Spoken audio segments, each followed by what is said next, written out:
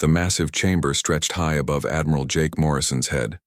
Crystal walls sparkled with alien light, and strange creatures from across the galaxy sat in judgment. The air felt thick and heavy as the translation device in his ear crackled. To life. "The humans are too dangerous," the speaker announced. Its voice sounded like wind through metal tubes. "They solve problems with violence. They cannot learn our peaceful ways." Jake kept his face calm, but inside he felt his heart racing. Behind him stood Dr. Lisa Carter, Earth's best diplomat. She had spent 20 years trying to make friends with these alien species. All that work was about to fall apart. The speaker continued talking. It was a tall, thin creature with silver skin that seemed to glow. The Zephyrians were known for being fair judges, but today they seemed different. Cold. Final. "Therefore, we vote to exile the human species to their home system. No human ship will be allowed to leave. No alien ship will be allowed to enter. This decision cannot be changed." Lisa stepped forward. "Please, honored speaker, humans can change. We can learn to be peaceful. Give us another chance." The speaker's large black eyes showed no emotion.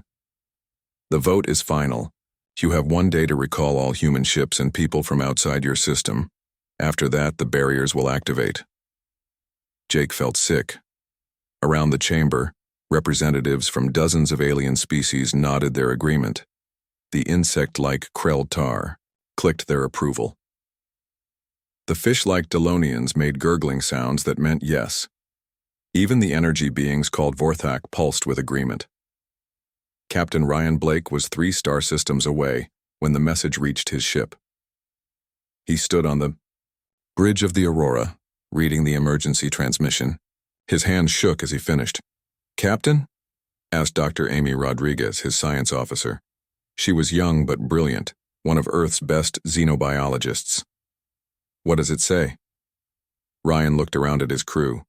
These were good people, scientists, engineers, explorers. They had left Earth to study new worlds and make contact with alien life. Now they had to choose between prison and exile. "The Council has banished humanity," he said quietly. "We have 18 hours to return to Earth before the barriers activate. Anyone outside the Sol system will be trapped." Commander Paul Jackson, his first officer, stepped closer. "What are our options?"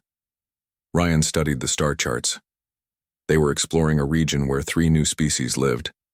None of them were members of the Galactic Council. If his ship stayed, they could continue their mission. But they would never see Earth again. "We vote," Ryan said. "Stay and continue exploring or go home and accept imprisonment." Back on Earth, President Helen Brooks watched the news reports with growing anger. Crowds gathered in city squares around the world. Some people cried. Others shouted for war. Most just looked confused and scared.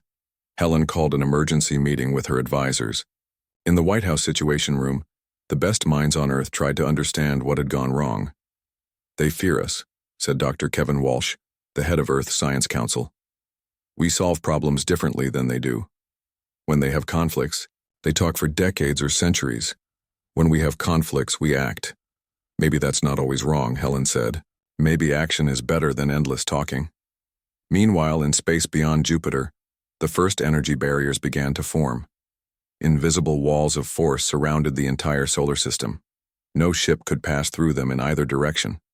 Faster-than-light communication stopped working.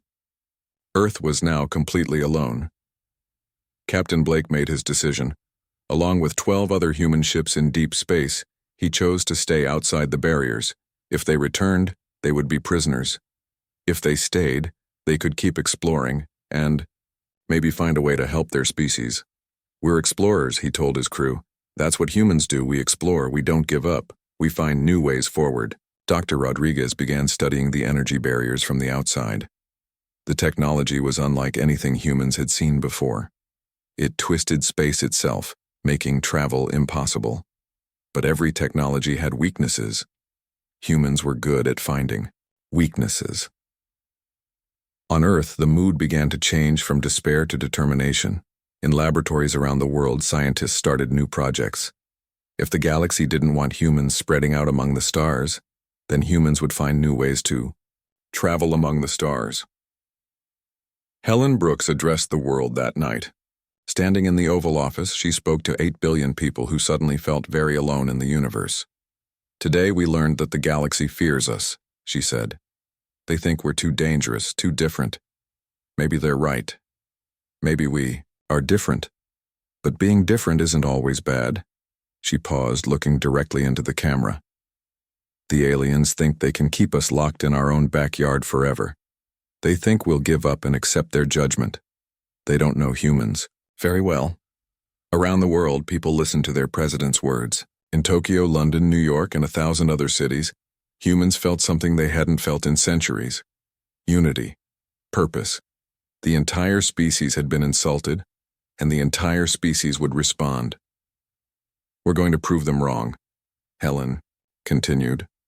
"We're going to show the galaxy what humans can really do when we work together. And when we're ready, we're going to break down these barriers and take our place among the stars, not as conquerors, but as equals." The transmission ended, but her words spread across Earth. In research labs, engineers began designing new technologies. In military bases, officers planned for possibilities no one had imagined. In universities, students started studying physics, problems that had never been important before. Captain Blake received Helen's speech through quantum communication channels that still worked at short range. He smiled for the first time since the exile began. Earth wasn't giving up. Neither would he. "Start looking for habitable worlds," he told his crew. "If we're stuck out here, we might as well make the best of it. And who knows, maybe we'll learn something that helps us all get home someday." The Aurora turned toward a distant star cluster where no aliens had ever traveled. Behind them, the Sol system disappeared behind walls of energy. Ahead lay the unknown. It was exactly where humans belonged. Dr. Rodriguez worked late into the night studying the barrier technology. Other species saw walls. Humans saw puzzles to solve. The galaxy had made a mistake. They had given humanity a common enemy and a clear goal. Nothing had ever been more dangerous than a united human race with something to prove. The exile had begun. But so had humanity's greatest adventure. 20 years had passed since the day the barriers went up. Earth looked very different now. Where once there had been separate countries arguing with each other, now there was one united government with one clear mission: break free from the cosmic prison. President Helen Brooks, now older but still determined, walked through the corridors of New Geneva, Earth's capital city. Built in the Swiss Alps, it housed the greatest collection of human scientists and engineers in history. Every brilliant mind on the planet worked toward the same goal. "Show me the latest reports," Helen said to her aide, Dr. Kevin Walsh. Kevin had become her chief science advisor, and his hair had turned completely gray from years of intense research. "The breakthrough is close," Kevin said, handing her a tablet. "Dr. Sophie Turner's team has been working with quantum foam manipulation. They think they found something the aliens never discovered. In orbit around Jupiter, the research station Prometheus hummed with activity." Dr. Turner floated in zero gravity, watching her instruments with intense focus. For 2 decades, she had been trying to understand the deepest levels of reality itself. "The quantum foam responds to consciousness," she explained to her partner, mathematician Greg Foster. "Not just any consciousness, though. It seems to respond specifically to human thought patterns." Greg frowned at the data on his screen. "That doesn't make sense. Why would the universe care what species is thinking about it?" "Maybe it doesn't care about species," Sophie said. "Maybe it cares about how we think. Humans think differently than other aliens. We don't accept that things have to stay the same forever." Meanwhile, Captain Ryan Blake had built something amazing in the darkness between stars. His small fleet of 13 ships had found 7 worlds suitable for human life. Working with no help from Earth, they had established colonies on each. One, the largest colony, was on a world they called Haven. Commander Julie Mason, now promoted to colonel, had turned it into a center for experimental technology. Her engineering teams worked in underground labs, developing propulsion systems that no alien species had ever imagined. "The aliens think in terms of traveling through space," Julie explained to Blake as they walked through the main laboratory. "But what if we don't travel through space at all? What if we step outside normal space entirely? Blake stopped walking. Explain that. Space has layers, Julie said, pointing to a complex diagram on the wall. Normal space where we live. Hyperspace, where faster-than-light travel happens. But there are deeper layers, spaces between spaces. If we can access those, distance becomes meaningless. On another world called Refuge, the humans had made an incredible discovery. They weren't alone in their exile. Other species had been rejected by the Galactic Council too, declared unworthy of membership in civilized space. Dr. Amy Rodriguez, now the expedition's chief diplomat, sat across from beings that looked like living crystals. The Nexari communicated through harmonic frequencies that human ears couldn't hear, but human computers could translate. The Council fears change. The crystal being sang in translated words. They ruled the galaxy for 1,000,000 years by keeping everything the same. New ideas threaten their control. But you have new ideas too, Amy said. Why haven't you challenged them? We lack the will to impose our thoughts on reality, the Nexari replied. Only humans possess that strange ability. On Earth, Colonel, Steve Parker had been working on humanity's response to the exile. But his military planning looked nothing like traditional warfare. Instead of weapons designed to destroy, he developed tools meant to liberate. The goal isn't conquest, Steve explained to his staff in the underground Pentagon facility. The goal is to show other species that the Council's way isn't the only way. We need to demonstrate that cooperation works better than control. His teams designed ships that could defend themselves, but were primarily built for rescue and aid missions. They created communication systems that could translate any alien language instantly. Most importantly, they developed technology that could disable the Council's control systems without harming the beings who operated them. Dr. Claire Miller made the discovery that changed everything. Working in Kevin Walsh's laboratory beneath New Geneva, she noticed something strange in their latest quantum experiments. When humans focused their thoughts on the quantum foam, it didn't just respond. It obeyed. Look at this, she told Kevin, pointing to her readings. When I concentrate on making the particles move in a specific pattern, they do it. Not sometimes, every time. Kevin studied the data with growing excitement. Run the test again. This time, try to create a stable pattern that shouldn't be possible. According to physics, Claire focused her mind on creating a spiral of quantum particles that defied gravity. Within seconds, the impossible pattern appeared on their instruments. The particles were doing exactly what she wanted them to do. Contact the president immediately, Kevin said. I think we just discovered why the aliens are afraid of us. The message reached Captain Blake's fleet through quantum communication, channels that Sophie Turner's team had developed. The transmission was simple but revolutionary. Human consciousness could manipulate the basic structure of reality itself. Commander Derek Sullivan, Blake's best pilot, volunteered for the first test. His ship, the Liberty, approached the edge of normal space using Julie Mason's new drive system. Instead of trying to break through the barriers around Earth, he attempted to step outside space entirely. Engaging consciousness-directed quantum manipulation, Derek reported, focusing on my destination rather than the journey. For a moment, nothing happened. Then space around the Liberty began to twist and fold. The ship didn't disappear. Instead, reality bent around it until the ship existed in two places at once. Derek was simultaneously near Haven Colony and approaching the Sol system. It's working, Derek's voice came through the communication system. I can see Earth. The barriers are still there, but I'm not traveling through normal space anymore. I'm traveling through possibility itself. Back on Earth, sensors detected Derek's approach. The impossible had happened.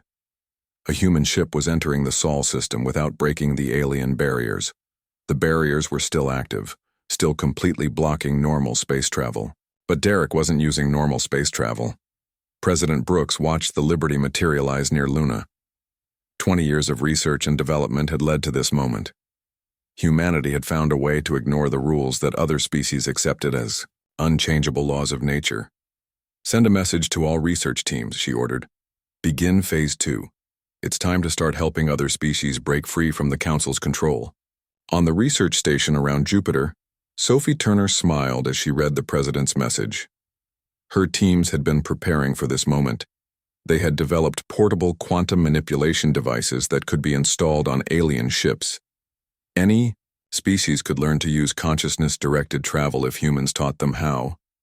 Dr. Rodriguez received similar orders at the Haven colony. Her diplomatic teams would begin reaching out to the dozens of species that the Council had rejected or ignored. The message would be simple. Humans offered partnership, not domination. Colonel Mason prepared her engineering crews for their greatest challenge yet. They would build ships capable of traveling between stars instantly, carrying human teachers and alien students together. The galaxy was about to learn that evolution didn't stop just because ancient rulers wanted it to. As the sun set over New Geneva, President Brooks stood on her balcony looking up at the stars. Somewhere beyond the barriers, human explorers were discovering that consciousness itself was the ultimate technology. The aliens had exiled humanity to protect the galaxy from human ambition. They had no idea that human ambition was exactly what the galaxy needed to evolve beyond the Council's stagnant rule. The exile was ending. The real adventure was about to begin. Dr. Claire Miller couldn't sleep. For 3 days she had been staring at readings that shouldn't exist. In her laboratory beneath New Geneva, quantum particles were doing things that violated every law of physics she had ever learned. "Kevin, you need to see this," she called to Dr. Kevin Walsh, who was working late in the next room.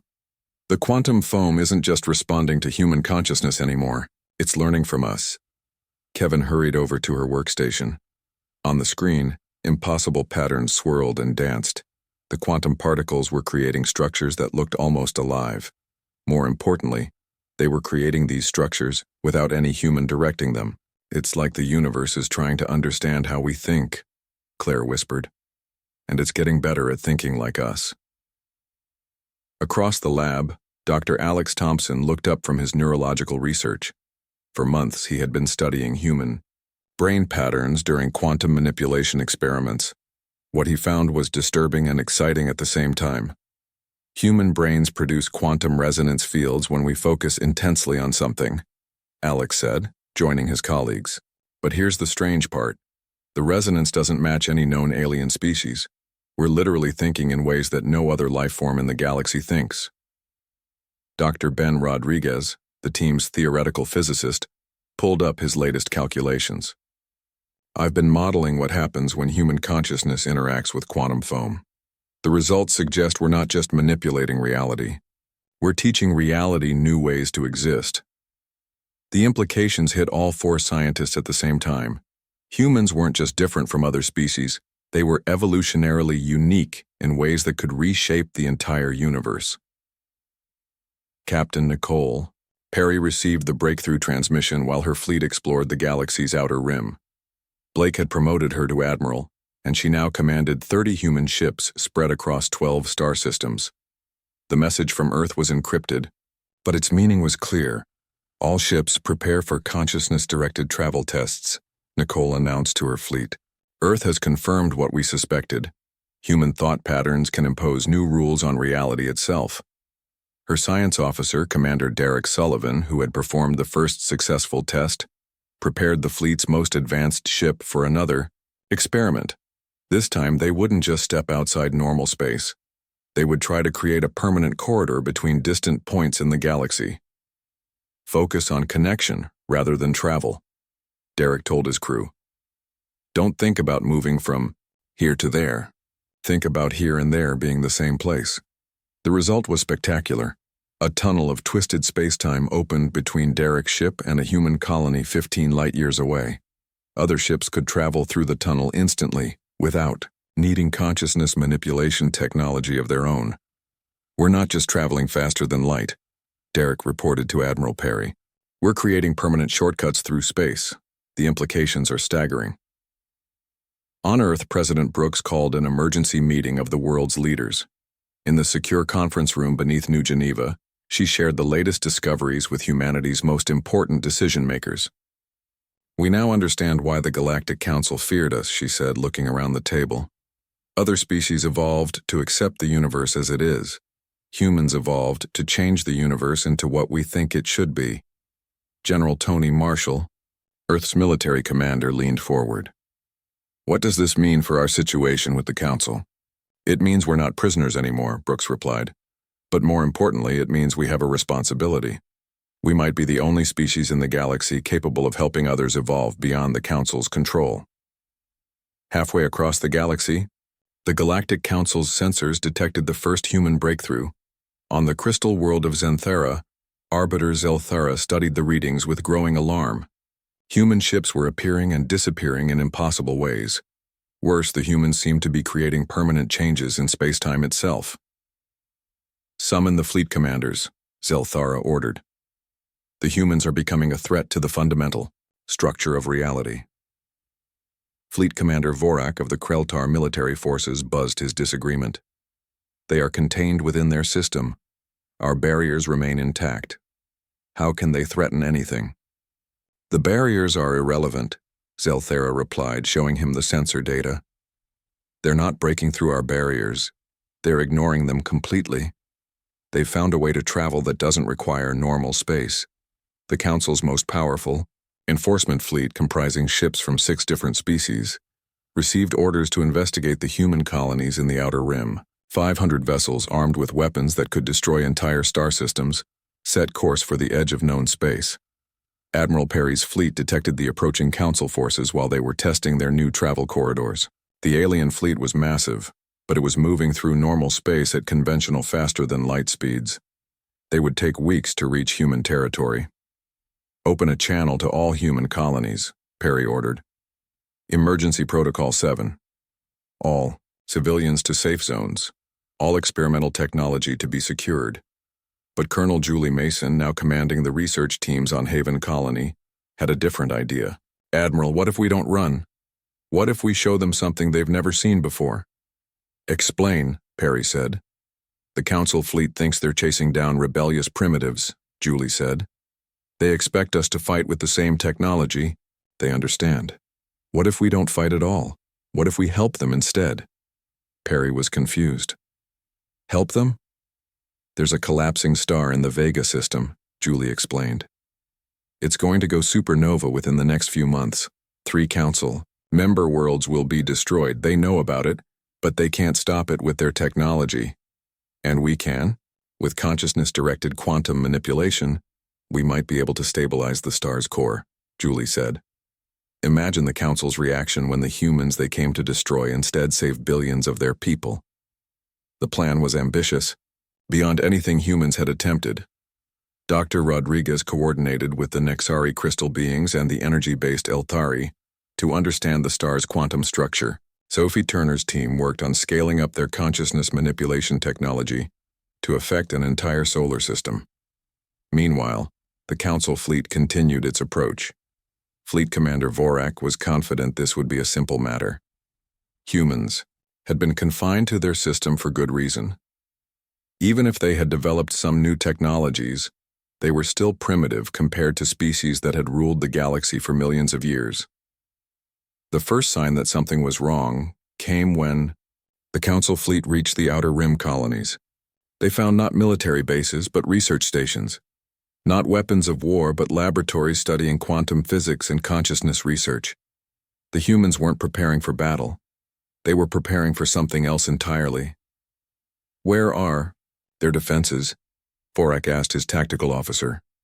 "Unknown, sir. We're detecting massive energy readings, but they don't match any known weapon signatures." Before Vorak could respond, a human ship appeared directly in front of his flagship. Not emerged from hyperspace, not decloaked. Simply appeared, as if it had always been there. Admiral Perry's voice came through the communication system. "Council, Fleet Commander, we know why you're here. But we have a proposal that might interest you more than destroying our colonies." "You are in violation of your exile," Vorak replied. "Surrender immediately or face the consequences." "The star in the Vega system is about to explode," Perry said calmly. "Your own scientists have confirmed this. Billions of your people will die. We can stop it." Vorak hesitated. The Vega crisis was classified information. How could these humans know about it? "You're lying," he said. "No technology can prevent a supernova.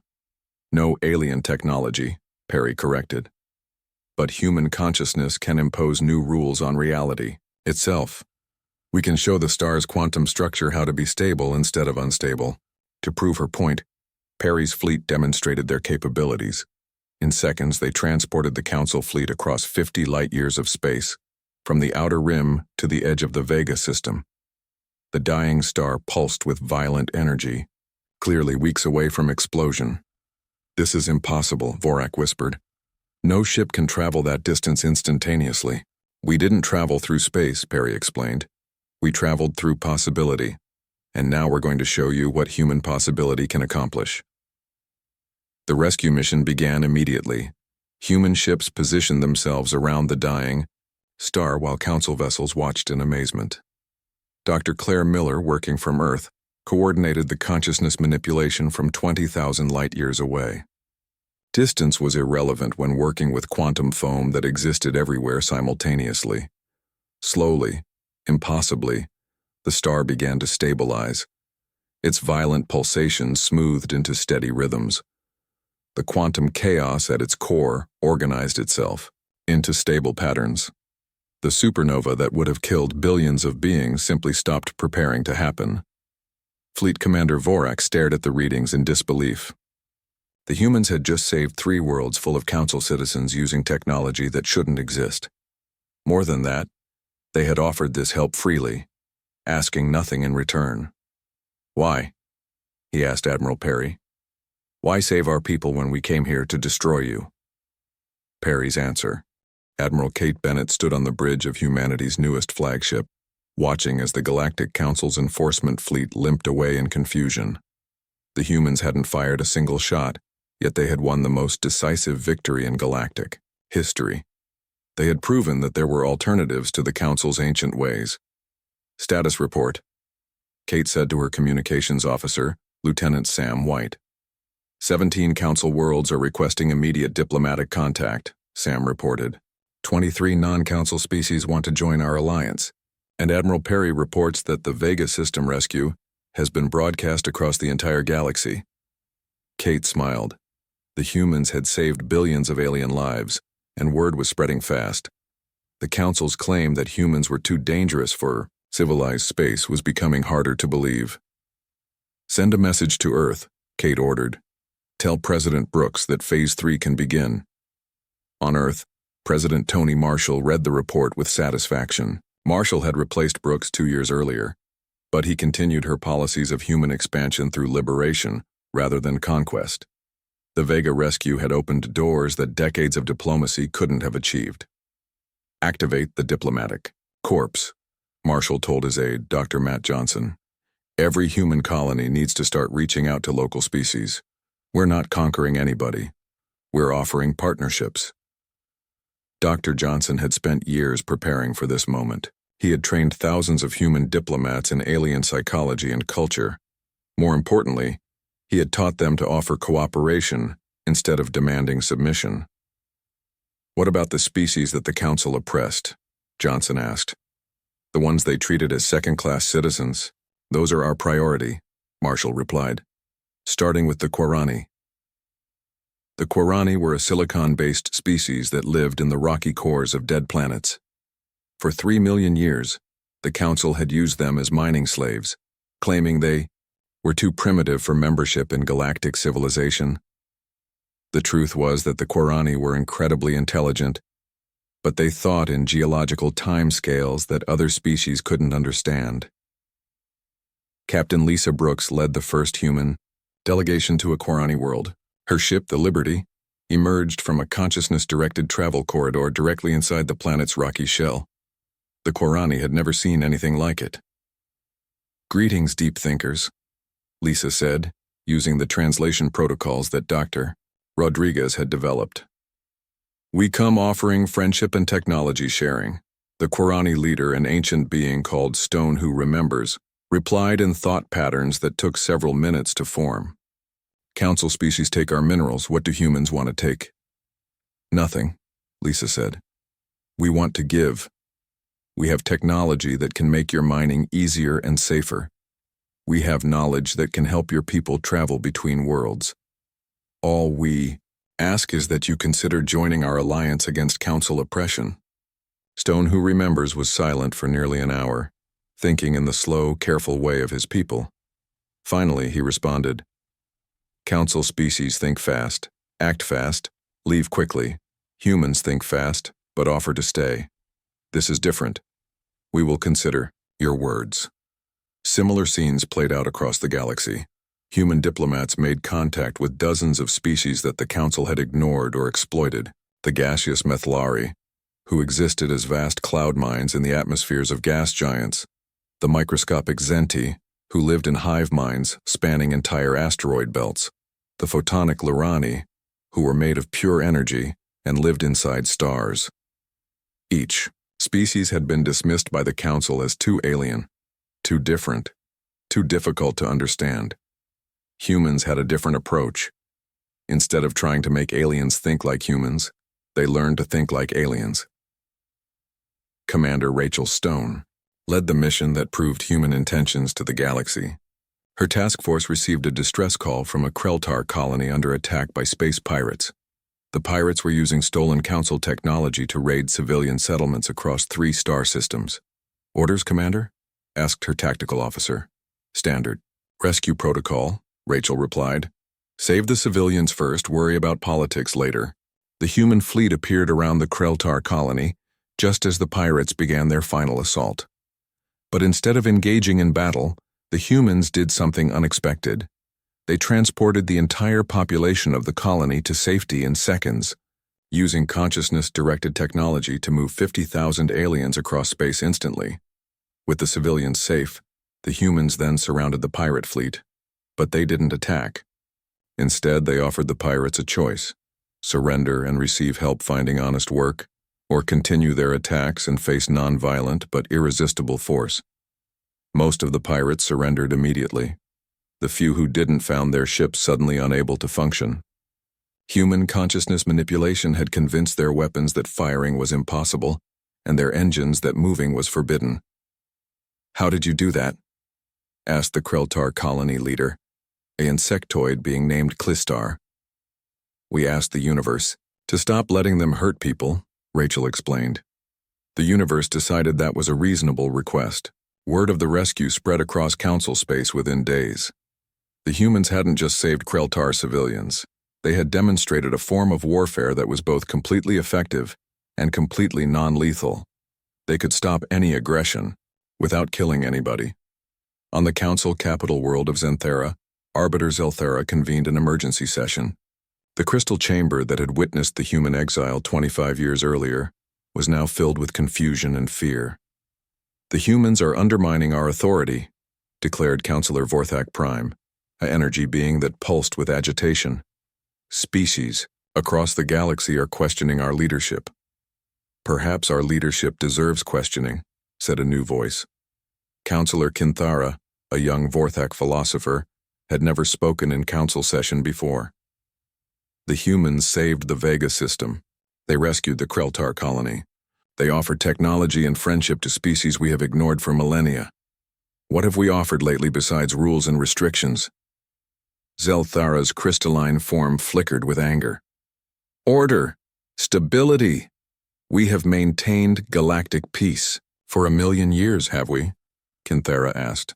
Or have we maintained galactic stagnation? When did we last welcome a new species into the Council? When did we last develop new technology? When did we last solve a problem instead of just managing it? The questions echoed through the chamber. Several younger council members began nodding. Agreement. The human influence was spreading even into the heart of the galactic government. Meanwhile, human exploration fleets had pushed into regions of space that the Council had never thoroughly explored.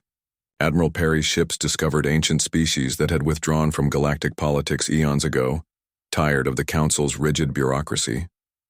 We remember when the galaxy was young, said Elder Murtana, spokesperson for a species of crystalline beings that lived in the space between galaxies. We remember when new ideas were celebrated instead of feared. The humans remind us of what we once were. Dr. Amy Rodriguez, now Earth's chief xenobiologist, documented dozens of species that had chosen isolation over Council membership. Each had their own reasons. But the pattern was clear. The galaxy's most creative and innovative species had been gradually pushed to the margins by the Council's demand for conformity. "We're not just building an alliance," Rodriguez reported to Earth. "We're rebuilding galactic civilization from the ground up." The transformation accelerated when human engineers began sharing consciousness manipulation technology with their alien partners. Species that had been trapped by the laws of physics for millions of years suddenly found themselves able to reshape reality through focused thought. The Qurani used the technology to create mining operations that healed planets, instead of damaging them. The Methlari began traveling between gas giants instantly, spreading their cloud mines across multiple worlds. The Zenti started building structures that existed in several dimensions simultaneously. "It's like the galaxy is waking up from a very long sleep," observed Dr. Kevin Walsh, now Earth's ambassador to the Outer Rim territories. "Species are remembering possibilities they had forgotten." The Council's response was predictable. They declared human technology illegal and threatened sanctions against any species that used it. But their threats rang hollow.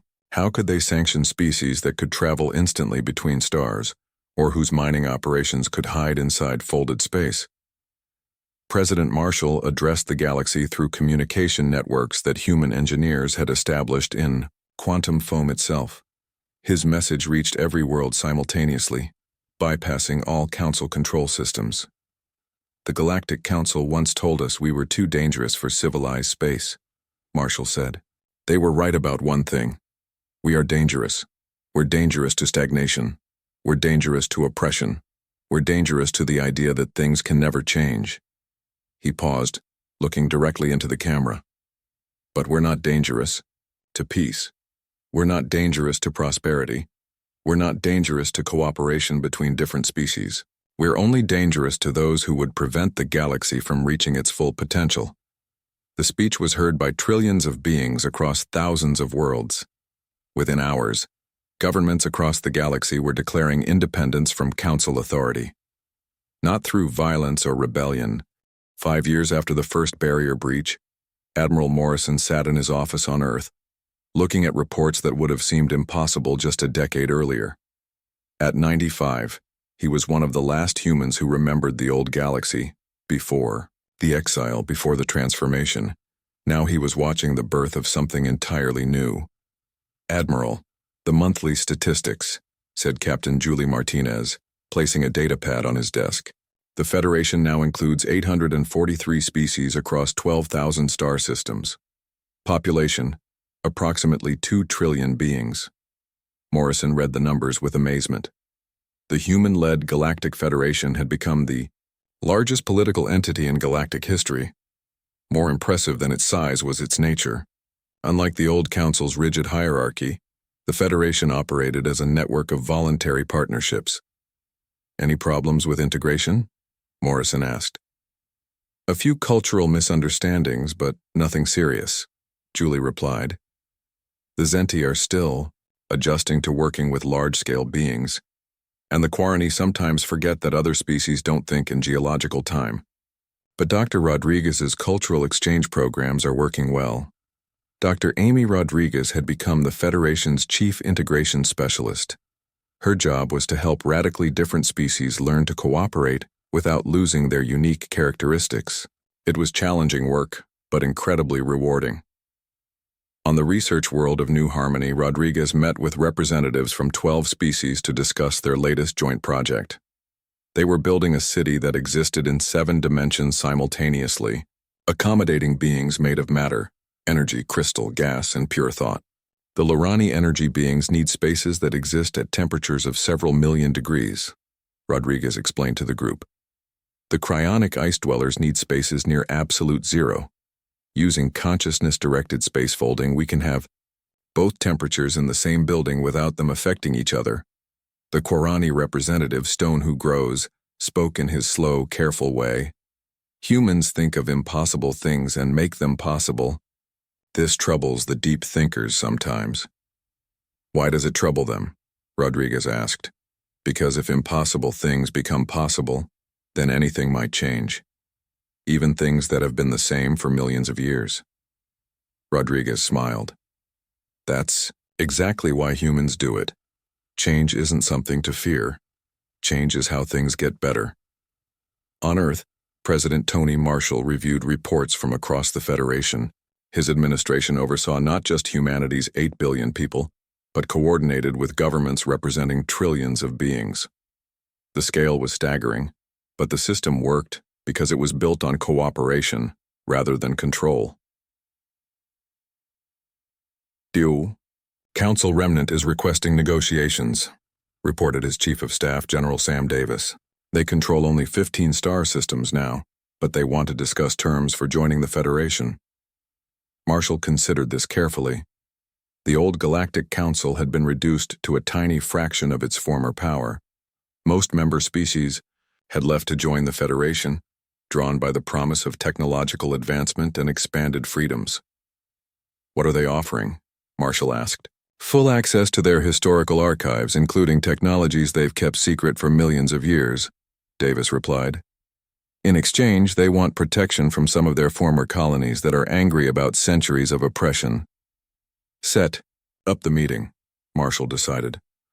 But make it clear that joining the Federation means accepting Federation principles. No more rigid hierarchies. No more suppressing other species' development. No more claiming that change is dangerous. The meeting took place on the neutral world of Geneva II, a planet the humans had transformed into the Federation's diplomatic center. Arbiter Zelthera, looking much older and more fragile than during the human exile, sat across from Marshall and his negotiating team. You have won, Zelthera said simply. Your Federation controls most of the galaxy. Your technologies make our ancient knowledge seem primitive. Your philosophy of constant change has replaced our philosophy of eternal stability. Marshall leaned forward. This isn't about winning or losing. This is about building something better, together. But you have proven that our way was wrong, Zelthera continued. For 1,000,000 years we believed that stability and order were the highest goods.